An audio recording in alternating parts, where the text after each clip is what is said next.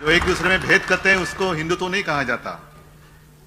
इसे तो चाणक्य नीति भी नहीं कहा जा सकता, लेकिन कूटनीति होती है जो खुद के अपने स्वार्थ के लिए की जाती है और कुछ लोग कर रहे हैं। आज ये सब जोश देखकर कुछ लोगों के होश तो जरूर उड़ गए होंगे और उड़ने भी चाहिए। जिनको ऐसे लगता है कि मैं मतलब थाने नहीं, थाना और शिवसेना, और वो भी असली शिवसेना। असली इसलिए मैंने शब्द का उपयोग किया, अभी मार्केट में चाइनीज माल भी आता है।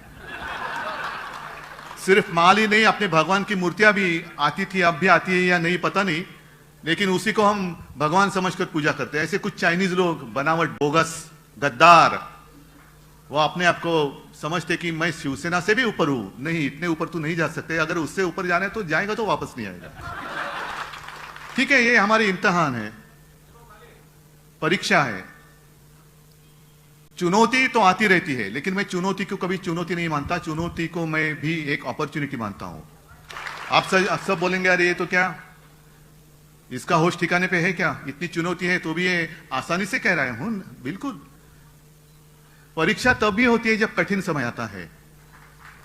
जो भी लड़ने के वक्त साथ रहते हैं वही असली साथी होते हैं, वही असली सैनिक रहते हैं। जैसे आप मेरे सामने बैठे थे, कुछ भी कोई भी देने जो बात आपने कही ना, 50 खोके 50 खोके एकदम ओके। अरे जिस सरकार का जन्म ही खोके में से हुआ है तो वो क्या हमें न्याय दे दे। मैंने कभी, मेरी भी आवाज सुनाई दी, मैंने भी मुख्यमंत्री पद की शपथ ली थी और उसमें संविधान के आधार पर मैंने ली थी और उसमें मैंने कहा था ये शपथ कि मैं किसी के साथ भेदभाव नहीं करूंगा, भेद नहीं करूंगा। आपस में लड़ाई क्यों करनी है। यहां जो कुछ मैं कर सकता था कोरोना के समय में मैंने बिल्कुल किया, और इसलिए मैं हमेशा कहता हूं ये मेरा सौभाग्य है जो और किसी के नसीब में नहीं है। महाराष्ट्र की जनता मुझे अपने एक परिवार का सदस्य मानती है, मेरा सौभाग्य है। और इसमें सारे लोग आए, हिंदू तो ही है, क्या आप लोग हिंदू नहीं है? अच्छा, हिंदुत्व की बात करें तो हिंदुत्व का मतलब क्या है। मैं कांग्रेस के साथ गया, गया खुलेआम गया, आधी रात में जाकर चोरी छुपे मीटिंग नहीं की। पहले एक सवाल मैं उनसे पूछना चाहता हूं कि हमें कांग्रेस के साथ जाने के लिए मजबूर किसने किया। और बीजेपी को ऐसे लगा था जैसे ये लोग गए ना गले में एक बेल्ट बांध के, नहीं मेरे गले में पट्टा, ऑपरेशन हुआ इसलिए वो कॉलर पहननी, गुलाम नहीं हो जाऊंगा। मैं झुकूंगा जरूर, लेकिन वो झुकूंगा आप सारे लोग जो मेरे हिंदू लोग हैं, सारे लोग मेरे अपने हैं, उनके सामने मैं जरूर झुकूंगा, लेकिन इनके सामने नहीं। मैं तानाशाही को कभी बर्दाश्त नहीं करूंगा।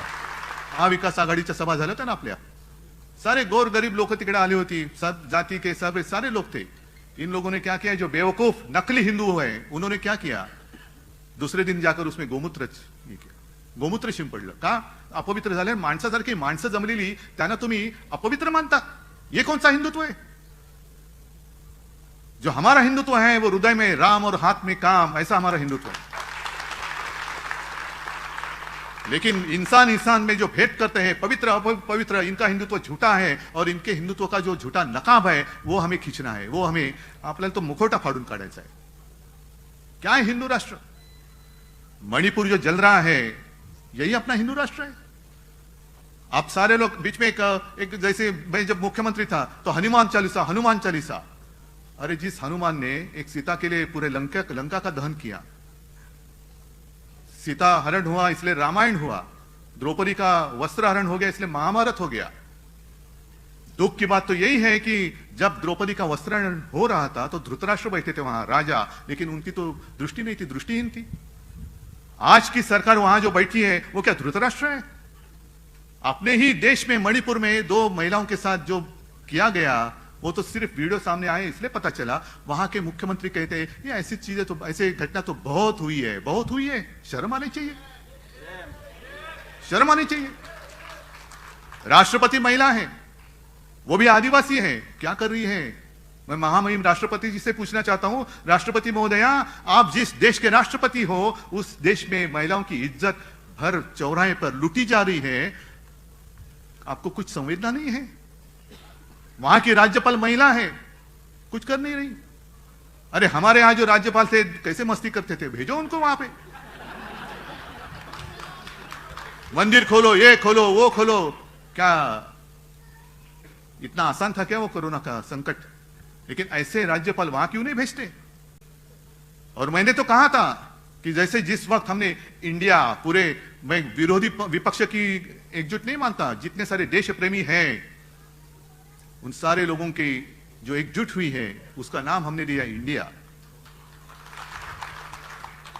तो इंडिया की भी आलोचना हमारे प्रधानमंत्री जी ने की, उसकी तुलना उन्होंने इंडियन मुजाहिदीन। तो प्रधानमंत्री जी 1-2 दिन में यहां महाराष्ट्र में आने वाले हैं, गद्दारों के साथ बैठने वाले हैं, जिनके ऊपर भ्रष्टाचार के आरोप किए उनका सत्कार करने वाले हैं। यही हमारा हिंदुत्व है। तो मैं प्रधानमंत्री जी से पूछना चाहता हूं, जब भी आप विदेश जाते हो तो प्राइम मिनिस्टर ऑफ इंडिया, एक देश की शान की बात होती है। अरे अपने देश का प्रधानमंत्री देखो, कौन है बाद में, लेकिन देश का है। तो प्राइम मिनिस्टर ऑफ इंडिया का मतलब क्या है? आप इंडिया, मेरे देश को वहां जाकर रिप्रेजेंट करते हो कि इंडियन मुजाहिदीन के प्रधान सेवक बनकर जाते हो? मुझे बताओ। ये आए हैं अपने प्राइम मिनिस्टर ऑफ इंडिया जो रिप्रेजेंट कर रहे इंडियन मुजाहिदीन, आतंकवादियों को। ऐसे होता है? इतनी आपकी सोच गिरी गई। और जिस हिंदू राष्ट्र की बात कर रहे हैं, इसलिए मैं भी एक कागज पर, जैसे संजय जी ने कहा, मैं भी 2 पंक्तियां लिख के लाया हूं। आज के देश की स्थिति कैसी है? खुलेआम महिलाओं के साथ अत्याचार हो रहा है। उस वक्त जब द्रौपदी का वस्त्रण हो रहा था तो भगवान श्री कृष्ण आए थे और उन्होंने उनकी लज्जा बचाई थी। लेकिन अब कौन है? कौन बचाएगा? कौन आएगा? श्री कृष्ण। और इसलिए कुछ पंक्तियां जो मराठ कवि उपाध्याय जी थे, उनकी कविता है, और उन्होंने लिखा है कि अब द्रौपदी क्या करेगी। तो उन्होंने द्रौपदी के लिए कहा है, सुनो द्रौपदी शस्त्र उठा लो, अब गोविंद ना आएंगे। अब गोविंद आने की उम्मीद छोड़ दो। गोविंद तो बैठा है अपनी आंखों पर पट्टी बांधकर, धृतराष्ट्र जैसे। अब गोविंद ना आएंगे, छोड़ो मेहंदी, खड्ग संभालो। खड्ग संभालने का वक्त आया है अभी। खड्ग संभालो, खुद ही अपना चीर बचा लो। द्यूत बिछाए बैठे शकुनी, मस्तक सब बिक जाएंगे। 50 को के एकदम ओके, मस्तक सब बिक जाएंगे। सुनो द्रौपदी शस्त्र उठा लो, अब गोविंद ना आएंगे। क्या यही हमारा हिंदू राष्ट्र और यही हमारे हिंदू राष्ट्र की कल्पना है? तो कहां गई आपकी हिम्मत? क्यों नहीं कर रहे हिम्मत? मणिपुर भी मैंने कहा ना कि वहां शांति करनी है तो भेजो ना ईडी, इनकम टैक्स, सीबीआई को भेज दो। वापस आते ही के देखो। और शायद एक बात हो सकती है, अमित शाह जी एक बार जाके आए, दोबारा भेजो। जितने सारे वहां के जो लोग हैं दंगा फसाद करने वाले, सारे बीजेपी में ले लो, मणिपुर शांत हो जाएगा। क्यों? यही तो नीति चल रही है।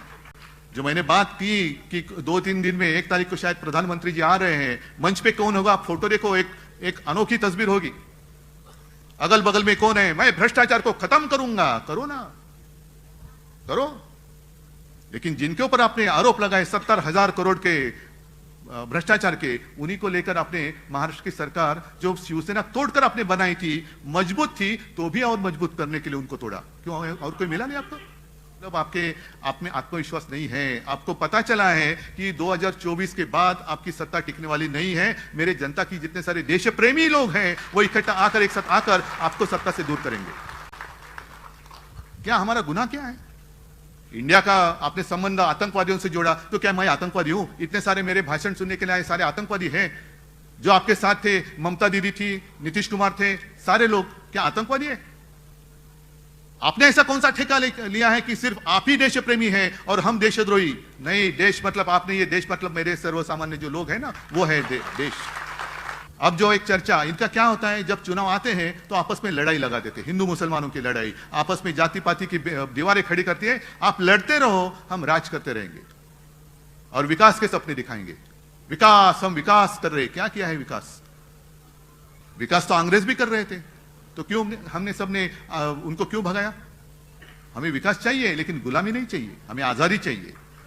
कि आज जो आजादी के मतलब हम सब, हमारा देश एक ऐसे मोड़ पर आया है कि 2024 में नहीं तो ट्रेन छूट गया, फिर अपना देश अपने हाथ से गया, इन नालायक लोगों के हाथ में जाएगा, तानाशाहों के हाथ में जाएगा। और इसलिए मुझे पूरी उम्मीद नहीं, पूरा विश्वास है, पूरा भरोसा है कि अब साथ में आप आए हो, साथ में ही रहेंगे।